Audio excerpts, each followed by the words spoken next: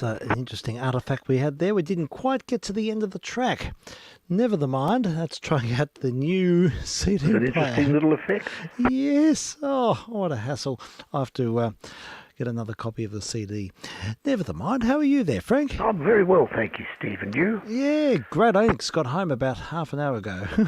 I've been driving since 1:30 this afternoon. Oh, my God. So it's been a hell of a drive. Oh, you wouldn't be feeling like too much energetic work. No. So this is like going to be a totally spontaneous mission, but I thought we'd still do something today. Yeah. And I'm sort of feeling nature-inspired. I've had that injection of beautiful surroundings and in the very far east of the state. Oh, lovely. Yeah, been at Wingan Inlet, staying with some friends and camping there for a few days. And, that's lovely. Is that much further east than Lake's entrance? Oh, yes, quite a bit further, and it's not that far from Malakuta. But yes. My dad used to go to Malakuta and fish. Right. Okay, sure. Yeah, it's a wonderful area for fishing. But the particular place where we used to always go to Thurrow River, which is quite close to Wingan Inlet, but we were burnt out, as you might remember, a few years ago. Yes, I do. Big fires. Terrible. Yeah, it was quite an event. And anyhow, Wingan Inlet's the next one along, but it's actually a really long drive. You've got to drive 40 kilometres on a very rough dirt road to get there. And yeah, look, it's a magnificent spot, beautiful spot, and it's also been affected by the fires, but the campsite survives, and there weren't that many people, and it was just amazing bird life. I made some recordings of the birds. Oh, actually. Excellent. Yeah, so we might play some of those. Oh, yes, please. Yeah, we'll see if we can dial those in, and. And a part of the objective was to sort of hike in and see what was left of the camp area, the Thurrow River, because all our stuff's still there. And so we did that on Thursday or Wednesday, actually. It was quite an eye-opener. All this, everything's just still there in the bush 4 years later because they can't get it out. No. So saw our trailer and our gazebo and everything just completely. It's all been burnt. Oh, that's so sad. It is, but it's a bit cathartic seeing it. I know. I can just believe it. Yeah. Possibly partly why you wanted to see it again. Yeah, I think so. And just to see how nature's taking over and how it's re-establishing, I think that's a big part of it as well. Yeah. So sure. I don't have any sort of need to see it beyond this, but I'm just pleased that having had that experience and had that connection, seeing the demise of the sort of the bookend of that experience, but also seeing nature re-established, and it is astonishing. And nature has just taken over. It's just everything's green and vibrant, and it's completely re-established. So that's great. But they can't get the stuff out because there's a big bridge, and the bridge has collapsed, and it's just a multi-million-dollar project to get the bridge put back in, in such a remote place, and it's a question mark as to whether or not they will do it because of the complexity involved. But hopefully they will. So yeah, look, it was a really special time.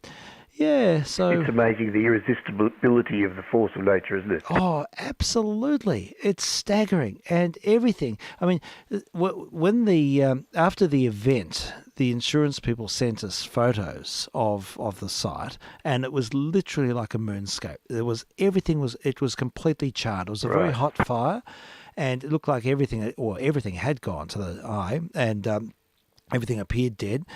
And even the eucalyptus trees were so charred that there was no leaves on them at all, and the ground was just sand, just black sand, nothing else, and our stuff and other people's stuff, and you'd never think that anything could rejuvenate. Now that was 4 years ago, and now it's absolutely abundant. It is just it's so biodiverse. Everything's come back, and there's orchids, there's beautiful flowers, it's just nature at its most abundant. So I found that really empowering, actually. I was going to say, it is really stimulating, isn't it? It is. And hopeful, Yeah, totally. It is. And it also, I found it helpful. It makes me just sort of contemplate the transience of life. Yeah. And these sort of existential things come out of an experience like this as well. You just realise how we're only here for a flash. That's right. In the scheme of geology and nature, we really are just flashes in the pan.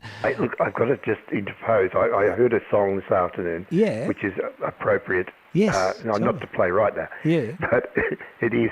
It's an old song of the '40s, a hit song. Yeah. It's called "Enjoy Yourself. It's Later Than You Think." Okay, I've got to write this down. Enjoy yourself. It's later than you think. It's played by Guy Lombardo, who's God, he's Royal Canadian. Yes, Lombardo. Can I play it tomorrow afternoon? Yeah, it'd be much better. Yeah. Yeah, I'd love to. I'd love to play that. It sounds like a great song, and I enjoy Good it. afternoon. Yeah, we can do that. That'll be good. Yeah, anyhow, so just back after that inspired it was, I got up at 5:30 this morning and had a swim in the estuary and watched the sunrise, and it was just a really amazing immersion in nature. Very few people in this area, and I just felt at one. Did you have any family with you? No, just me this time. Everyone else is busy doing other things. I just went up. Our friends were there, and I thought, look, I'll just go up for a couple of days and just take this opportunity to walk into the other site and to. And just refresh the spirit. Yeah, totally. Yeah, so it was good, sort of thing you can do in holidays. It was really quite spontaneous, but yeah, worked out really well. Well done. But yeah, so are you keeping okay? What's your latest there, Frank? Oh, not too much. We're involved in this in a situation where we're contributing to a book on my great grandfather. Oh, okay. The book is not on him. It's on somebody who worked with him. Sure. They were both sergeants of police in Castlemaine in the late 1890s, 80s. Really?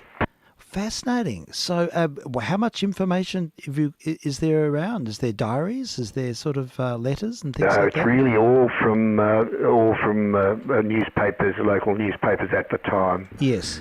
We've got his police record, and we've got family artefacts that were given to him by the local Chinese people.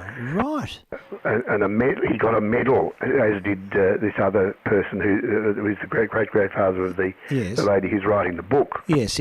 So we're doing a chapter for the book. Oh, fabulous! How interesting. So you say it goes from the Chinese people in Castlemaine. Indeed. So that's really significant. So you probably had a sympathy and a conscience, and and perhaps supported their needs. Oh, special relationship, I think. Oh, how about that? That's priceless. To hear those sort of anecdotes are just so.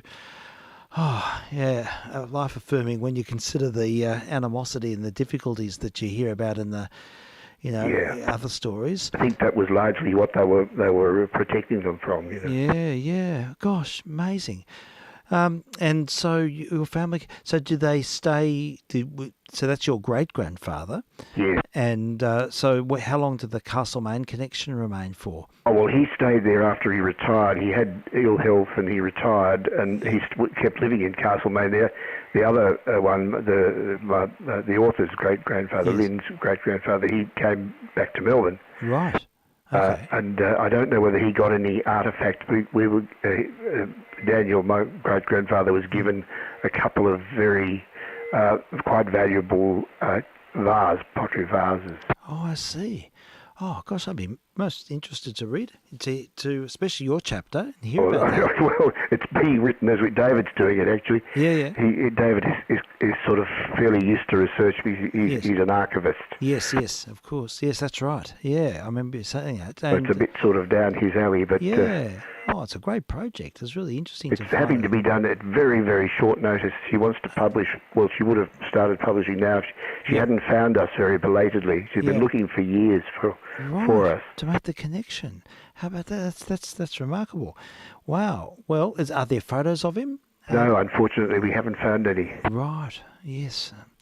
Yeah. Certainly none in the media. No, not in the mainstream. Yeah. But Dave is raiding Trove, which is a marvellous source of. It is, isn't it? I mean, Trove it's word searchable now, which has just made an enormous difference. That really makes everything far more accessible when you can do really probing searches. Yeah. Oh, well, it sounds like a really interesting project. Good luck with that. Thank you. It needs to be finished fairly soon because she wants to get it bedded down. Yes, indeed. And she lives in Bendigo, Lynn. Does she? Lynn Cooper is her name. Right.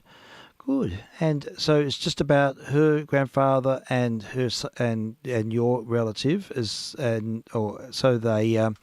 so is she just looking at those two figures, or is it looking at the other aspects of the social culture and things like that? Well, I think the centre figures are the two great grandfathers. Yes. Well, in particular hers. She didn't know much about ours. Right.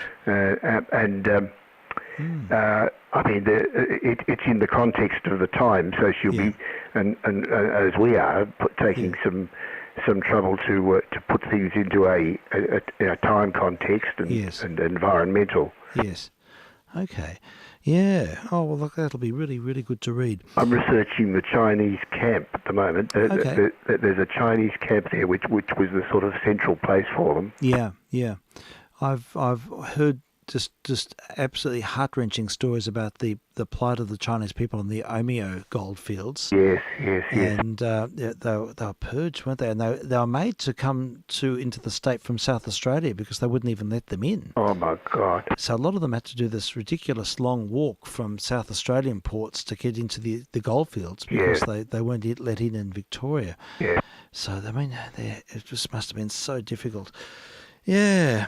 Anyway, It was quite an honour to get these medals from the Chinese community when they retired. Wow, that's really significant. They were solid gold medals. Oh, my gosh. Medallions, Yeah.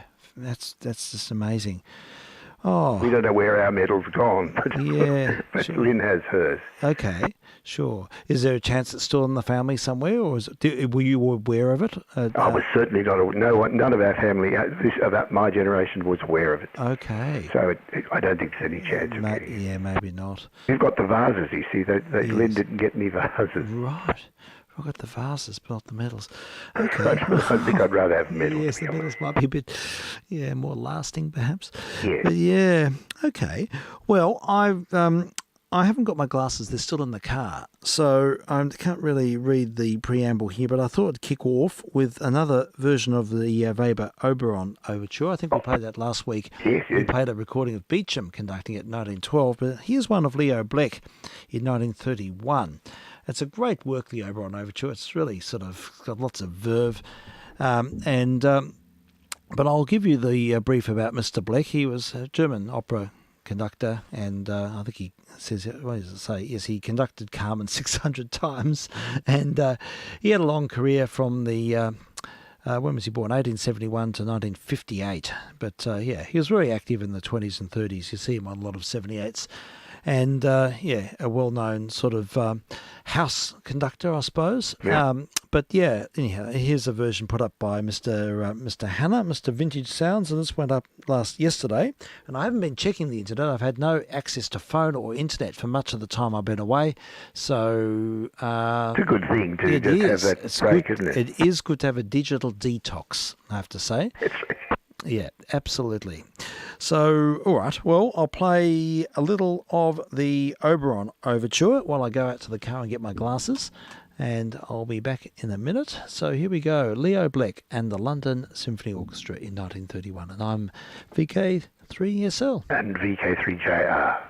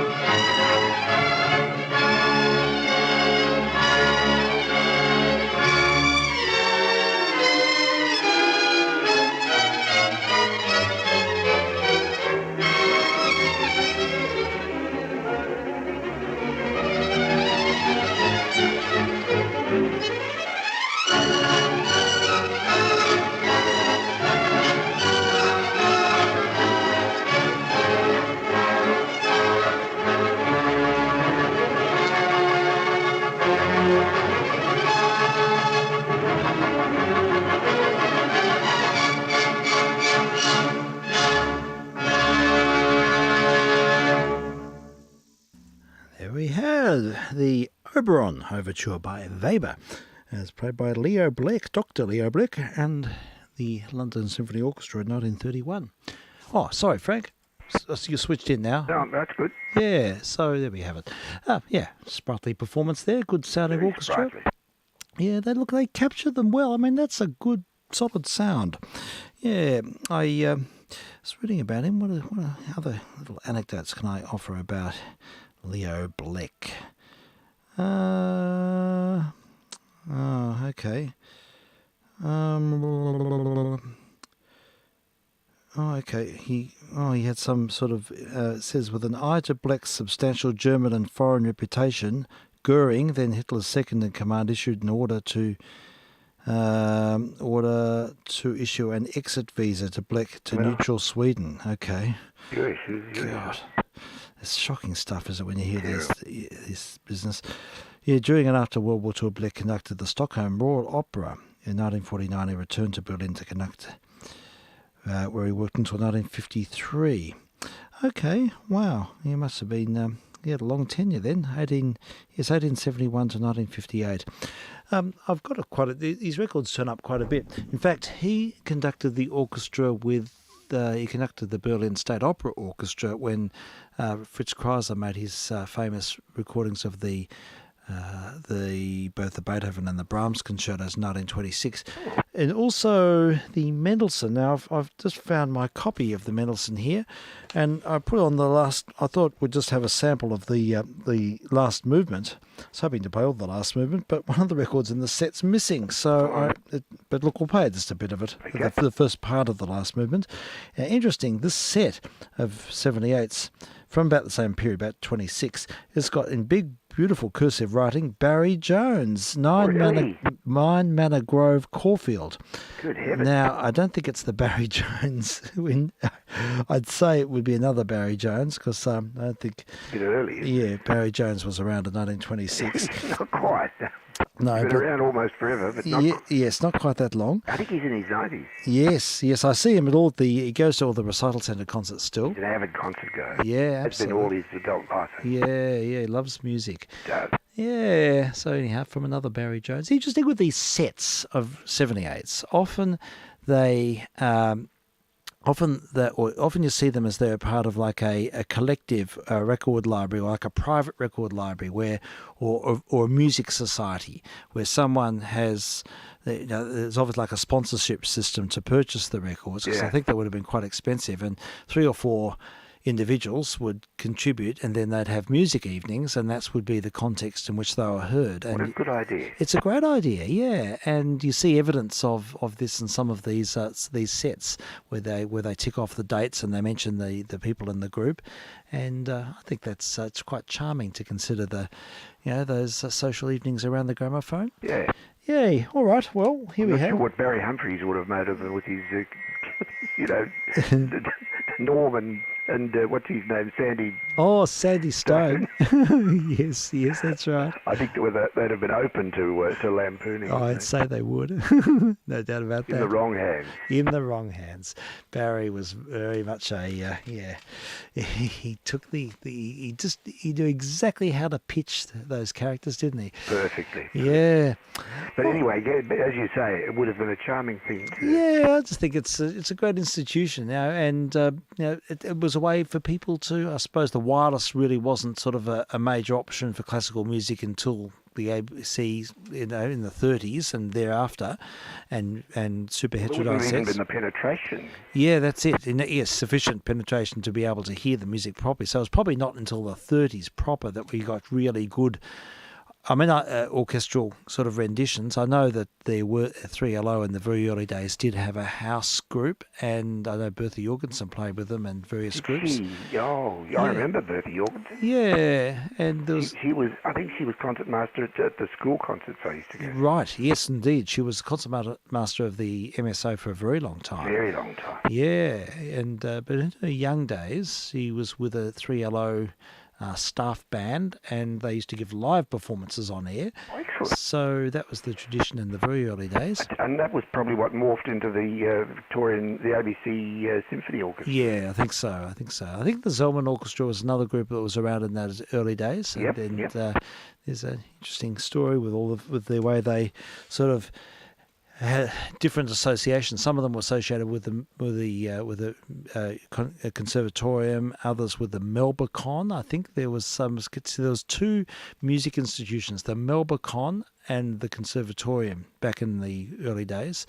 And I think the Melbacon kept going. It was in Richmond, and it kept going right until fairly recent times. But it sort of fell it became just a relic, or more of it just an amateur music school. Yeah. After the fact, after the initial period when Melbourne was around. But yeah, Zelman's still going strong, I think.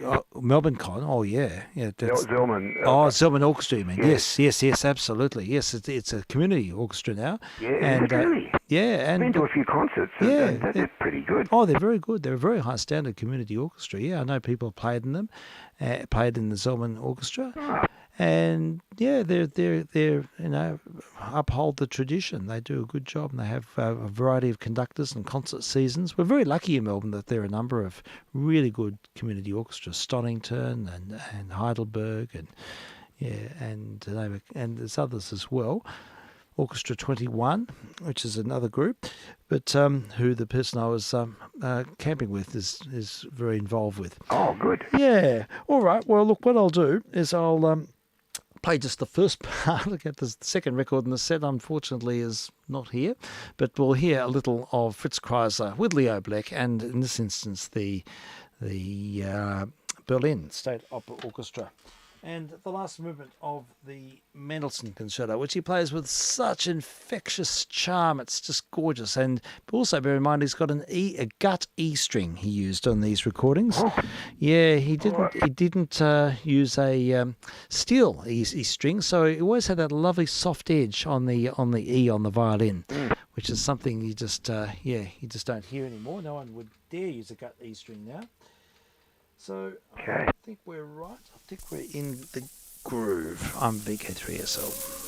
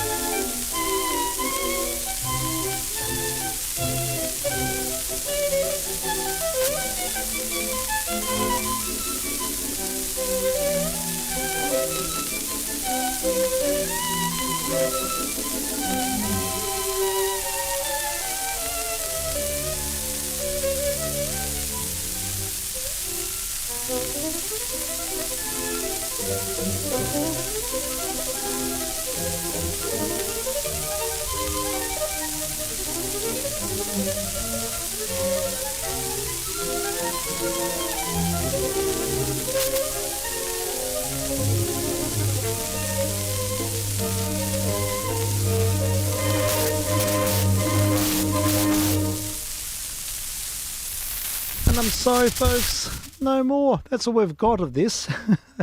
You got a part of it. What a shame. Yes, didn't quite get the full thing. Yes, that had about a signal to noise ratio of about 5 dB. Yeah, That was pretty poor. I even tried putting my digital noise reducer in. Oh, I'm sorry. Yes, it was a bit of a shock. These English pressings, unfortunately, are frying pan records, and they've got very wide grooves. And if I'd had my wits, I would have used a much wider stylus and got rid of some of that hiss. Never mind. Never mind. Yes, they're not like the Australian laminated records, which play much better. So anyhow, we had some rather dim sample of a segment of Fitzchrysler playing the last movement of the Mendelssohn with Leo Bleck. It sort of died on the backside, that one did, but never mind. You can still get the mellowness coming through a bit. Yes, you do a bit, yeah. But I've just done a quick check and see what else has popped up on the tube.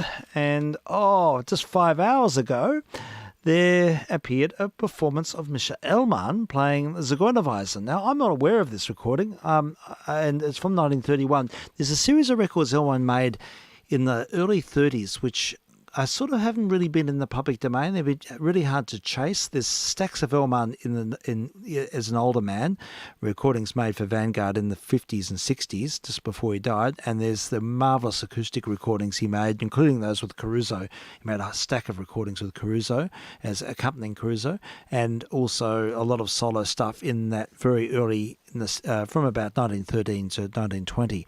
But he also made these electrical recordings in early 30s, and they do turn up, and I've heard one here and there, and there's a Tchaikovsky concerto amongst them, which is amazing. But this one I haven't heard, and I'm dying to hear it. So we'll both self-educate here. Oh yeah.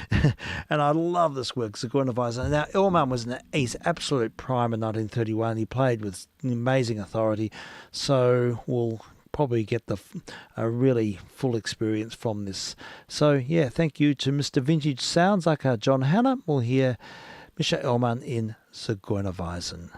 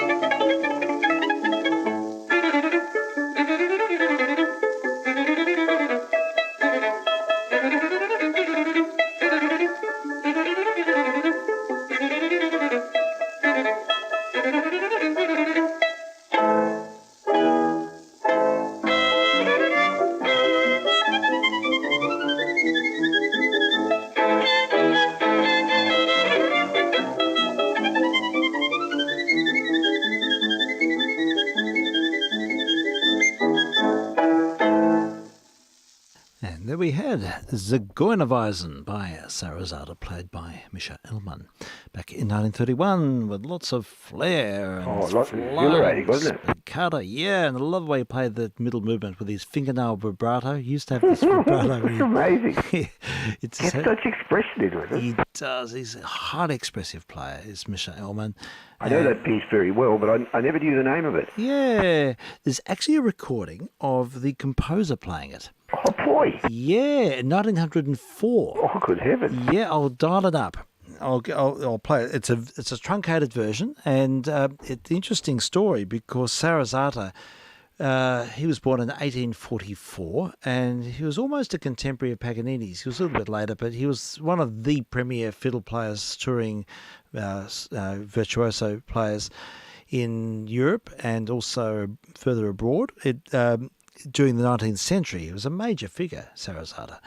And anyhow, they sort of realised when he was in his mid-70s and he's still going, they said, we'll just put him into the recording studio and see if he can make a few records. Yeah. Around 1904 they were made, and including Zagornovich. Now, the weird thing is he plays it, and he has this little chat to the accompanist in the middle of the piece. You hear him talking. Suddenly stops and talks. And then the pianist just sort of winds up the middle section, and he doesn't play the whole middle bit, and he just jumps straight into the fast passage. Okay. So it's, I think, the gramophone was quite in its infancy at that point, and they Maybe to do with the length of the record. Yes, I think it possibly was, and I think they just sort of worked it out as they went. So it's quite a bizarre sort of experience, but it's hugely important historically. And Sarasate is still playing really well for a man in his 70s, and to think that this musician was concertizing in the 1850s and 60s. Yeah, It's staggering to think that this is a connection with that earlier time. So here we have it, just a truncated form of Zagornovich played by the composer.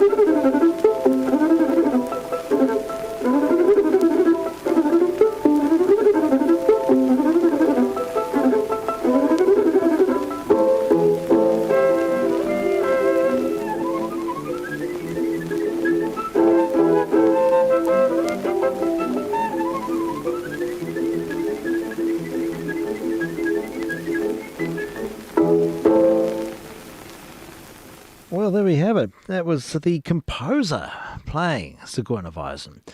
And, a recording made in 1904. Not bad, is With it? Pablo Sarasate himself. Yeah. That gives everyone permission to do lots of rubato on it. Yes, it does. Indeed, it does. But it's very interesting hearing his the way he adapts the expressive elements of the work. It's quite different to the way people play it later on. Yeah. And it's a fascinating study.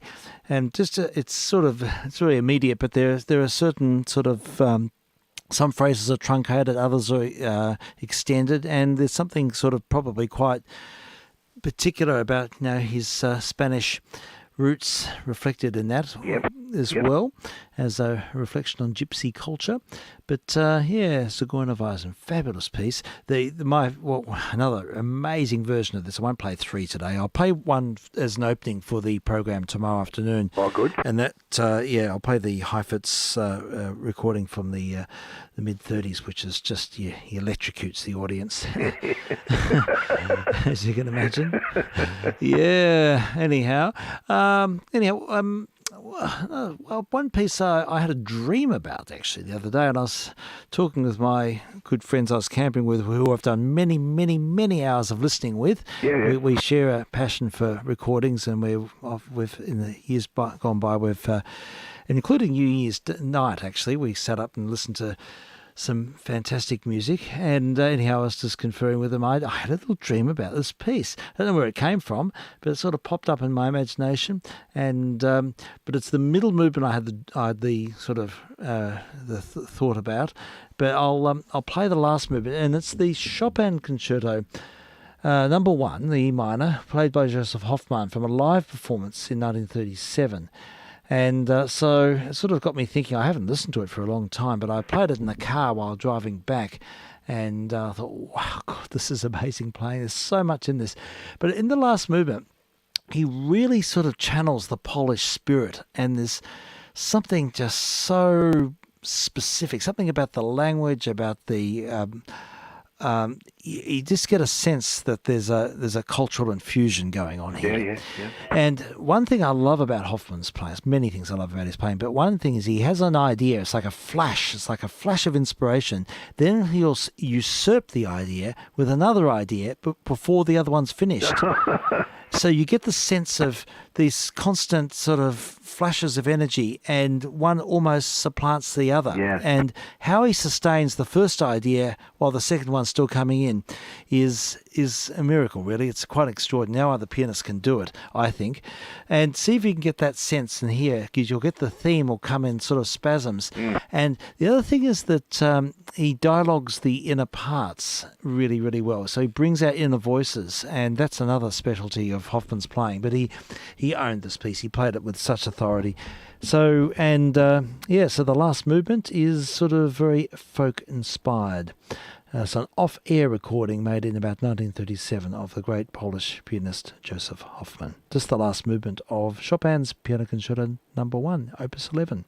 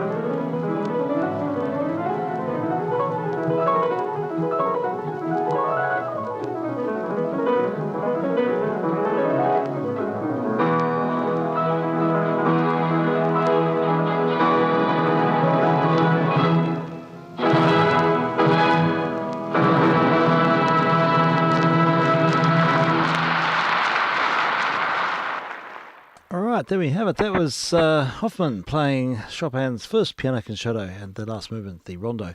Amazing playing. It is totally astonishing. Yeah, it just takes off, doesn't it? It leaves you breathless. It is. It's so every note's clear. He had this way of using the pedal to bring out the vibrancy in every note. It's just everything flows seamlessly. It's just a force of nature.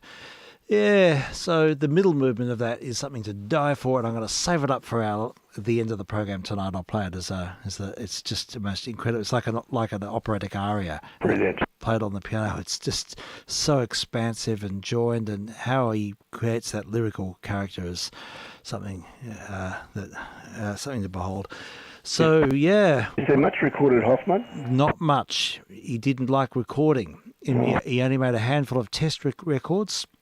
And most of what we got is just off-air recordings and concert recordings. Such a shame. Yeah, and he became an alcoholic in not long after the period of what we just heard, and the last 10 years of his life were just completely tragic. Still terrible. It's the most meteoric demise of any artist, and of course the famous comment of Rachmaninoff's, Rachmaninoff was asked who the greatest pianists in the world were. And Rachmaninoff answered, well, he said yes. He said, there's Hoffman and there's me. Very modest. So that was, the retort by Mr. Rack. Yeah. But yeah, look, Hoffman was a force of nature. He had incredible memory. There's always extraordinary stories of his auditory memory. He had the ability to hear a work once and play it back by memory.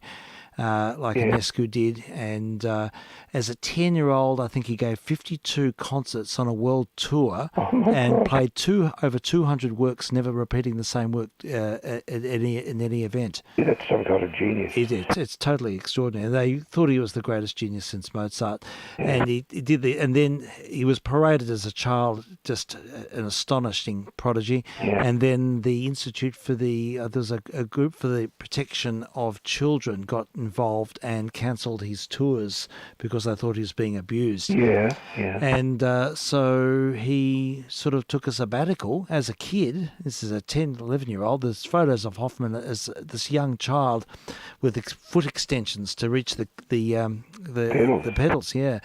And he took a sabbatical, and he went and studied with Anton Rubinstein, the great 19th century pianist. Yes, not Arthur. Not Arthur, who's much later. Yeah. Anton Rubinstein was a giant like Liszt, and there's no recordings of him. He died before the turn of the century, but he was a major figure, and the only student he ever took on was a teenage Joseph Hoffman. And Rubinstein said that Hoffman would come with a fully formed concerto every lesson. Oh my God! As a child, and so there's a lot written about that relationship. Yeah. How would you teach somebody, or how would you feel teaching somebody who was better than you were? Oh, look, this is it. I think there was just some experience of mutual admiration. Of course. But it would be an amazing feeling, wouldn't it? Yeah, it would be an amazing feeling. Absolutely, yes. I just think that they probably just played to each other and both expressed new ideas and grew from the experience. I guess so. I just think it would be some sort of shared delight in the music and the poetry and the philosophy. I mean, I think a lot of those players drew very close allegiances with literature and visual arts, and I think there was a lot of. It's all part of a whole. Isn't it? It was a part of a whole. So there was a strong philosophical. I know Casal spoke a lot about Bergson and the Elan Vital, the vital spirit. Oh yes. And that was sort of a subtext to a lot of the ideals. So very much a product of the Romantic age, and that's that type of thinking. But I find it enchanting, and the whole the holistic notion. Yeah. And I remember an old violinist, a violinist I used to have a lot to do with, and in fact used to play chamber music with back in the 90s, and she was in her 80s then. And she played with the 3AW orchestra. She had quite a significant career in Melbourne, and she was an amazing sight reader. What's her name? Her name was Gladys Campbell, but her name professionally was Gladys Nye. She played with the MSO and did all sorts of things. Yeah. And remarkable lady. But I asked her about her violin lessons, and I think she learned from George Mallinson. But anyhow, apparently her lessons, you'd say, go to the art gallery and look at this picture, and this picture, read these quotes from great literature. And a big part of her lessons was just becoming aware of the world and of the arts, just in immersion in the arts. It wasn't just about playing notes on the instrument, and I find that just so liberating. Well, it totally is, because it sort of hits at the central thing that is art, really. Yeah, absolutely, it does, and it's holistic. It's all encompassing. It's not just sort of fragmenting and breaking things off into singular disciplines. It's something all and referring to nature and drawing inspiration from nature and connecting with forms and in the natural world, I think is also relevant. It has to be holistic, and poetry. But look, it's an interesting one.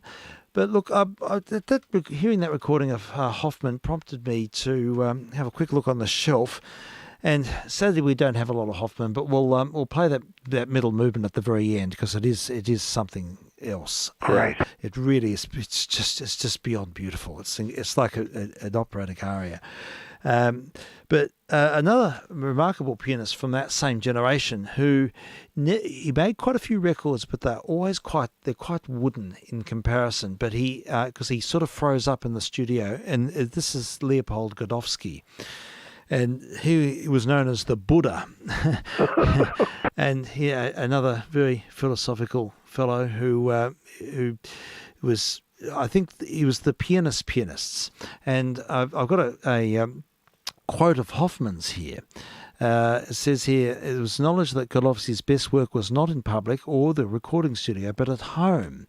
After leaving Godowsky's home one night, Joseph Hoffman told Abraham Chassens, "Never forget what you heard tonight. Never lose memory of that sound. There is nothing like it in the world.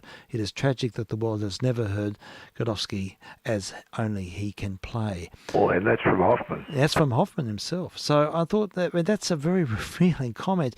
Now, Godowsky was a great composer as well, and he wrote a series of... I'll play a little bit of Godowsky playing nocturnes. I've got a set of 78s here of them, and I'll play one or two of those. And then I can see if I can find one of these remarkable... They're almost impossible to play, and very, very few people have recorded them. They're called 53 Studies on Chopin Etudes, where he plays one etude in each hand and sort of develops them and melds them. It makes them into a composite whole. And they're considered to be near impossible to play, or certainly very difficult to play musically. And all his compositions for the piano are just, only he could do them. A few people have tried to play them, but they just sound very wooden. I think people like Hamelin have had a go at them. So I'll see if I can dial up a recording, one of those 53 studies on Chopin's etudes. But in the meantime, I'll play a couple of records. These are set he made for Columbia in the 20s, and of the Chopin Nocturnes. This is Book 2. Here we go. Here's one, Nocturne in F sharp minor, Opus 48, number 2. It's got something written on the cover here. It's a set, and it's quite nicely annotated. And it says, Chopin's romantic melancholy has as many varieties as autumn has shades. Here we see another phase of it. The melody seems always to be moving prisoner-like. I love this. Around the one centre. Yeah. While in the left hand we have one of those wailing arpeggios incessantly rising. I love this language. Wailing arpeggios incessantly rising and drooping, as he generally employs to suggest a sort of obsession. He doesn't know it back to you. This is wonderful. I love these comments. I don't know who wrote them. Very, very, picturesque. Yes, very much so. The middle section, with its firm chords alternating with brief arabesques, has a strongly marked physiognomy. What's the word? Physiognomy. Yeah, physiognomy of its own. There is nothing quite resembling it anywhere else in Chopin. The third section is not a simple repetition of the first. The melody takes a new line, developing itself almost symphonically and ending with a coda on the major of great sweetness. Wow. rap. The trills in the last few bars have much to do with lulling effect of the conclusion. Oh, I love these descriptions of the. So I can just imagine at their music society nights, they would have got this 78 and they would have put it on his on the credenza HMV credenza gramophone, Yeah. and they would have all sat there with their starched collars, and someone just would have read out that little phrase. Yeah, that would have got them going. Yeah, well, everyone would have been finely tuned in their listening, and we'll do the same. Let's have a listen to Nocturne in F sharp minor. I'll just slap it on.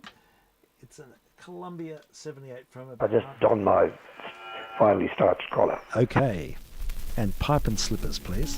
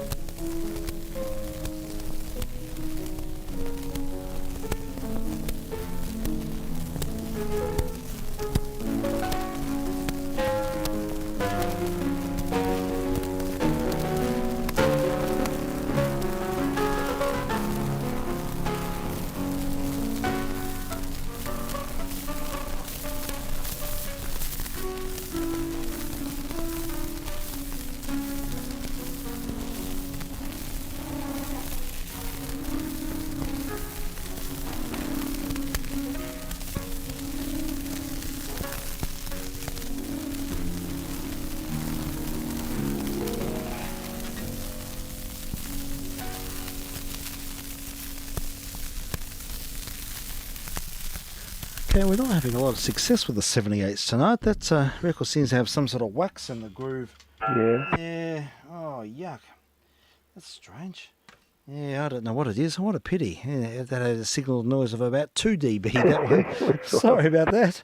Oh. I had to cut some of the treble, unfortunately. Yeah, I'm sorry about that. No, don't be sorry. We've got a bit of an idea. It's not the most expressive performance of that I've heard, but interesting. I realised that those comments I was reading were actually from Ernest Newman, who was a really famous music critic in the early days, and in the set there is a little chat by Ernest Newman about all the nocturnes. Oh. So on one side of a record. Now, I haven't heard this. I'd be quite keen to hear. Now, I'm going to play this one barefoot without noise processing and on a different turntable, and hopefully we'll have something that's a little bit more appreciable compared to what we've heard. So here we go. This is Ernest Newman talking about In the G minor nocturne, opus 37 number 1, we have the principle of contrasted sections carried a step further. Here, however, the contrast is poetic rather than dramatic. The middle section in E flat major is different in every way from the first and third sections. The opposition of moods is very marked. The middle section, which is like a chorale, seems intended to be a brief interval of consolation between the mournful, complaining moods expressed in the two strains in G minor.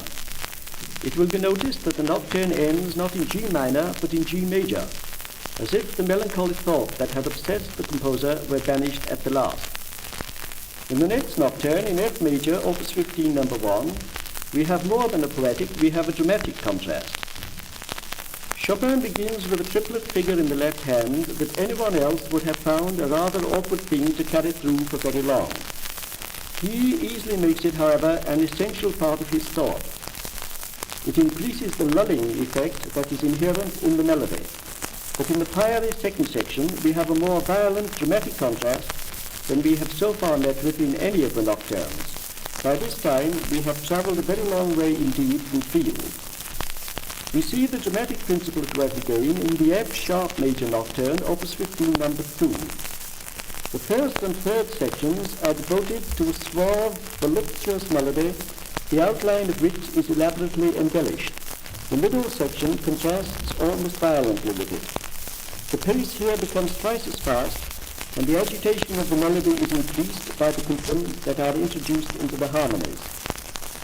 There is strong dramatic contrast again in the F sharp minor nocturne, opus 48 number 2. It is of a peculiar sadness, and its melancholy is heightened by the unbroken persistency of the accompanying figures. We seem to be following the train of thought of someone who is obsessed by a painful memory from which there is no escaping. The second section, we have a pronounced change not only of key but of mood. One of Chopin's pupils has left it on record that the composer told him that this middle section should be played like a recitative. The first two decisive chords, he said, represented a tyrant commanding, and the softer phrase that follows represents the other person imploring mercy. We need not take too literally this and other programs that people have tried to read into Chopin's works. All we can be really sure of is that between the middle section of this nocturne and the first and third sections there is a marked psychological difference. We meet with a similar principle in the C-sharp minor nocturne, opus 27 number 1. Here, a peculiarly mournful melody is thrown into high relief over a monotonous arpeggio figure. The general effect is one of morbid obsession. It appears impossible for the thought to get away for more than a moment from the main key. The agitated middle section suggests an attempt to break the spell of the melancholy obsession. The convulsive effort seems to be defeated, for the morbid first melody raises its head again above the same sombre waves of harmony as before. But, as in the G minor nocturne, Chopin at the end gives us to understand that whatever the obsession may have been, it finally passes away. The exquisite major ending, with its intimate harmonies of thirds, is expressive not only of resignation but of consolation. We end our selection with the D-flat nocturne, opus 27 number 2. In this splendid work, Chopin returns to the simple form of the E-flat nocturne. Virtually only one mood reigns throughout, and the arpeggio accompaniment never ceases. Everything, however, is here done on an extended scale, and all Chopin's finest art is employed.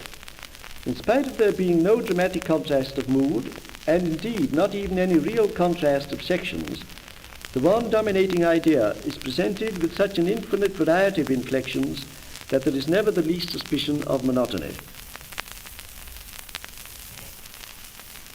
Okay, that was all a bit dry, but we got to hear Ernest Newman give us his take on that set of etudes. The nocturnes there from that, and I'll try and clean those records up so they've all got something in the grooves. I think what happens with some of these records is the paper for the sleeves Flake off. Yeah, they flake off, and there's like a dust that gets stuck in the grooves, and it becomes like a glue. Yeah. And they can be cleaned, but it's I'll have to do that before playing these again, because they're just not.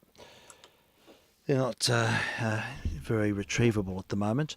But anyhow, we heard the voice of Ernest Newman and a little insight into his flowery language. He's a bit of a controversial critic, because I think he lampooned quite a few recordings. I think he's the one who said Tchaikovsky's Violin Concerto stinks. Oh, no. What? I think he said that. I'm trying to find the quotes. Never mind. He had a reputation of being rather pointed. Acerbic, indeed. Yeah, so that's Ernest Newman. But he's a product of an earlier time. 1868 he was born. So, Was he? Yeah, so these people go way back.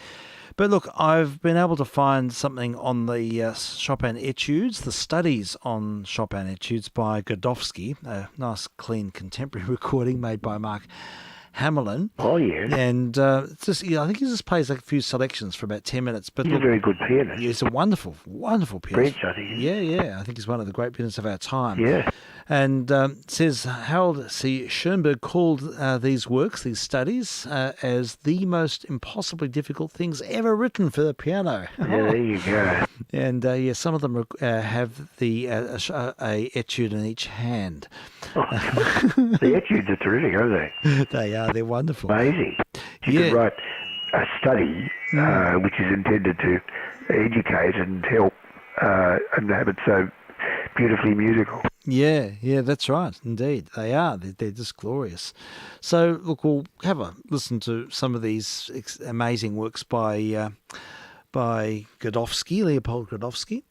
And there's another Godowsky story of note as well, because I think it was his son, may have had the same name, I can't dial it up now, but I think he was one of the people who co-invented Kodachrome film. Oh, really? Yes. And there is a colour film of Godowsky in his later years after he had a stroke, and it's up on YouTube, and I've seen it, and it's in excellent resolution, and it looks like it's yesterday, but it was 1930 mumble. Boy. Yeah, so there's another little aside. Yeah. But, so we'll hear this work by Godowsky, one of the etudes played by, well, I think it's like a selection of excerpts from them, sort of to demonstrate the complexity of this music. Yeah. But it's sort of, this is music, by one of the great pianists, for pianists, really. It's sort of, it's of its, I suppose he's really just exploring the absolute potential of the piano in his mind, in a technical sense. Yes. But let's get a feeling for what this is all about. Mark Hamelin. It's a live performance too, by the way.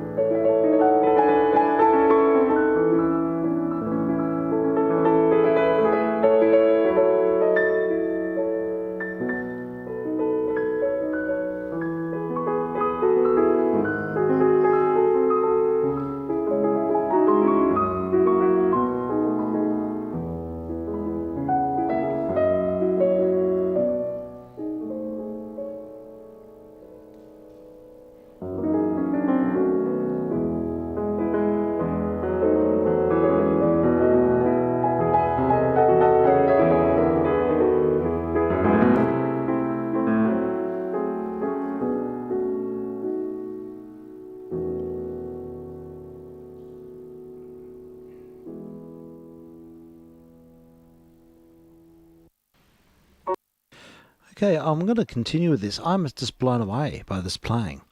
Absolutely incredible. I would have thought, if I just heard that without knowing anything about it, that it was a four hands. Yeah, absolutely. But the sense of polyphony is astonishing. I know. How do you do that? How do you bring out those lines? He's almost motionless. It's like just a cajoling, like a caressing of the keyboard. It's amazing.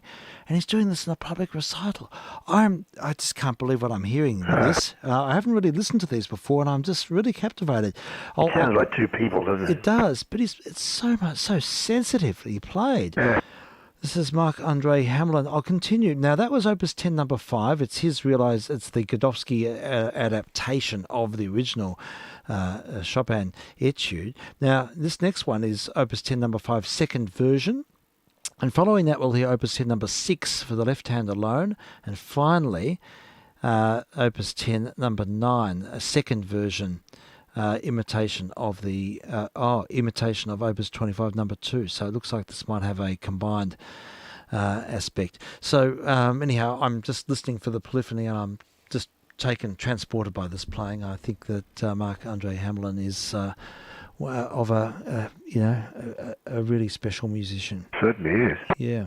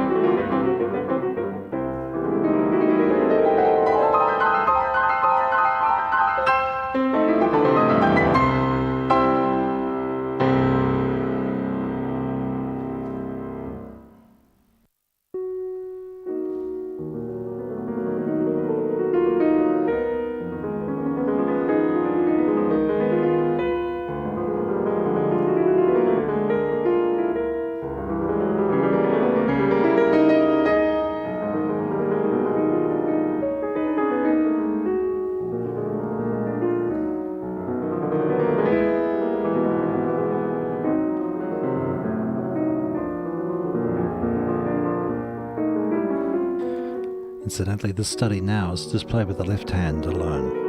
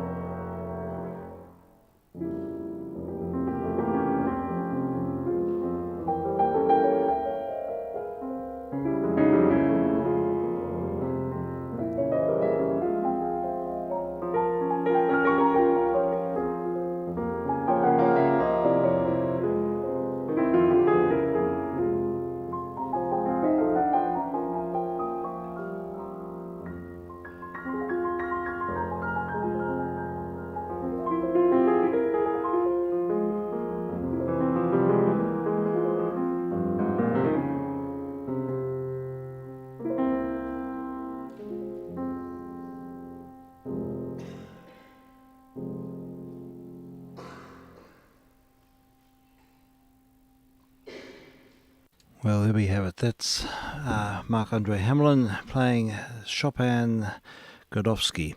Godowski after Chopin, I think that's how you say it. It's a realisation or a reimagining of the Chopin etudes played with new dimension. It's a sort of a homage, I suppose, and an astonishing technical feat to present those. Well, I think, Frank, I'm ready to roll, ready to finish for today. And you might be out there, you might be in Slumberland yourself. I'm heading off that way. No, I'm with you. You're there. Okay, I'm about to go. I need to wind up because I'm getting tired. You had a huge day. Yeah, been up since 5 this morning. So, we'll wind it up here. But I thoroughly enjoyed hearing that. That was a new discovery. And amazing. It's just totally amazing. Yeah, so we'll finish with the Larghetto, the middle movement from the Chopin first piano concerto, and with Mr. H. Hoffman, and I just think this shows a wonderful sense of line and reveals Hoffman's just sensitivity and amazing pedaling as well. So I think that's it, Frank. We'll be back tomorrow, and just a quick word to listeners that next Friday I won't be here. I'll be at Inverloch next weekend, so right through won't be any emissions next weekend at all, but should be around tomorrow and Sunday. So I'm looking forward to spinning a few jazz records, and I've got your Guy Lombardo. I'll put that on the list there, Frank. That'll be good. There's a little bit of quiet philosophy there. Yeah, good one. No, I think that sounds excellent. Yay. All right. Well, thank you. Thank you. And thank you to the listener. Indeed. Thank you for tuning in and being a part of our journey. And we'll wind up with Mr. H. So I was going to get this lined up on the virtual turntable. This is vk3sl going clear and listening. Okay, and vk3sl thanking you all, and we'll be back again tomorrow.